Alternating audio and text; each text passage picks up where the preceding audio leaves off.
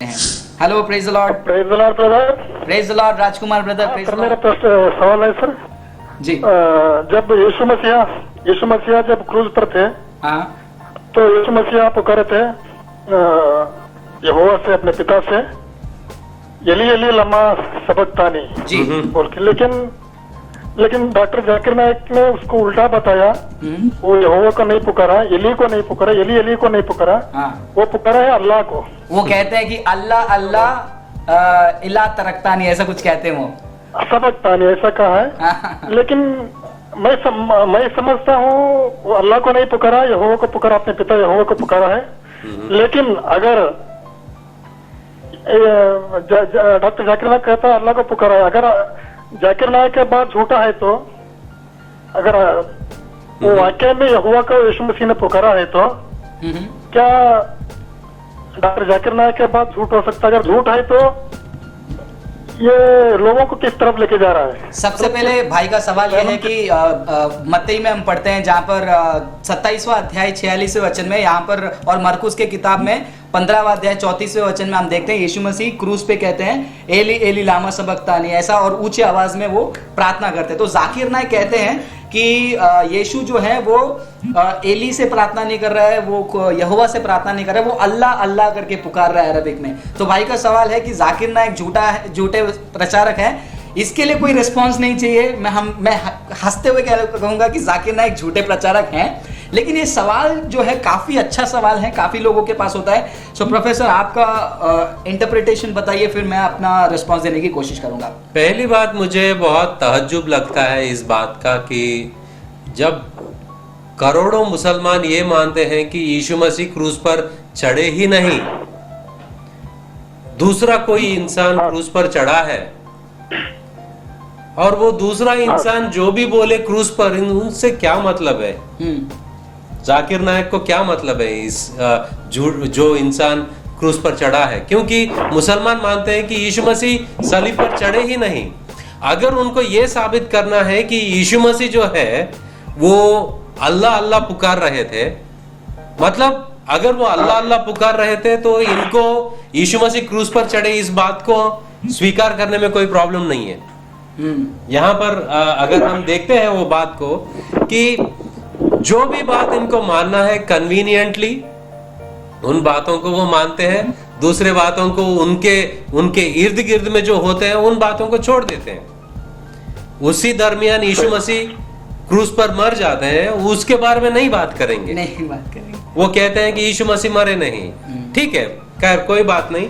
Eli Eli Lama सबक्तानी जो है, L जो है, एल, अगर आप पुराने नियम में देखते हो, एलोहीम, और एलोहीम का जो शॉर्ट वर्जन है एल, जैसे कि दानियल है, सैमुएल है, एल आयजा है, एल आयशा है, इन सब का जो एल फॉर्म इस्तेमाल किया गया है वो परमेश्वर का शॉर्ट वर्जन ऑफ नेम है, एलोहीम, एल। और ये पुराने नियम में सब जानते हैं। यहां पर यीशु मसीह जब कहते हैं कि इलोही इलोही लामा सबक्तानी, इसका मतलब यह है कि मेरे परमेश्वर तूने मेरा हाथ क्यों छोड़ा है? तो यहां पर इन लोग इलोही या इस लफ्ज को लेकर वो ये कहते हैं कि वो अल्लाह बुला रहे हैं। एलोही जो है वो हिब्रानी भाषा हो या आरामिक हो, और अल्लाह जो है वो अरबिक है। इसमें उसमें तुम जानबूझकर जो यीशु मसीह कह रहे हैं उसको अल्लाह में बदल रहे हो, इसका उसका कोई रिलेशन या कनेक्शन नहीं है। और यहाँ पर वो लोग जबरदस्ती अल्लाह को यीशु मसीह के मुंह में रखना चाहते हैं। जी, सही बात है। ओके, और यू डन? ओके, सो ये जो सवाल है, ये एक तरीके का सवाल है आपने पूछा। तो शायद से कुछ लोगों के अंदर ये सवाल ऐसा भी हो सकता है, अगर यीशु मसीह खुदा है तो वो हे खुदा मुझे बचा करके क्यों प्रार्थना कर रहा है? तो उसका जवाब मैं संक्षेप में मैं पेश कर देता हूं यहाँ पर। यीशु मसीह का जो जीवन है इस पृथ्वी में, पुराने नियम में काफी सारे जो बाइबल स्कॉलर्स है वो कहते हैं कि 300 से भी ज्यादा भविष्यवाणी को यीशु मसीह ने पूरा किया है नए नियम में। और यीशु मसीह के बहुत सारे भविष्यवाणी की पूर्ति में से एक है भजन संहिता 22वां अध्याय।